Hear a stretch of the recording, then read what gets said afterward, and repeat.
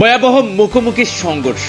সিলেটে দুই বাসের ধাক্কায় জড়ে গেল 9 প্রাণ, আহত 25 জনেরও বেশি। ভয়াবহ এই দুর্ঘটনায় একটি বাসের ডান পাশ পুরোপুরি দুমড়ে মুচড়ে গিয়ে পড়ে যায় সড়কের পাশের খাদে। শুক্রবার সকাল 7:10 দিকে সিলেটে ঢাকা মহাসড়কের ওসমানীনগর উপজেলার কাশিকাপন এলাকায় ঘটে মর্মান্তিক এ দুর্ঘটনা। পুলিশ ও স্থানীয় সূত্র জানায়, সিলেট থেকে ঢাকাগামী ইউনিক পরিবহনের বাসের সঙ্গে ঢাকা থেকে সিলেটগামী বেঙ্গল পরিবহনের একটি নাইট স্লিপার কোচের মুখোমুখি সংঘর্ষ হয়। সংঘর্ষে ইউনিক পরিবহনের বাসটির ডান পাশ সম্পূর্ণ দুমড়ে মুচড়ে যায় এবং বাসটি সড়কের পাশের কাঁধে পড়ে যায়। ঘটনাস্থলেই নিহত হন 8 জন। পরে গুরুতর আহত এক শিশুকে হাসপাতালে নেওয়া হলে চিকিৎসক তাকে মৃত ঘোষণা করেন। এতে নিহতের সংখ্যা বেড়ে দাঁড়ায় 9 জনে।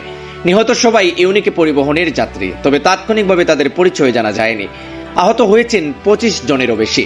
তাদের উদ্ধার করে Sylhet MAG Osmani medical college হাসপাতাল সহ বিভিন্ন হাসপাতালে নেওয়া হয়েছে।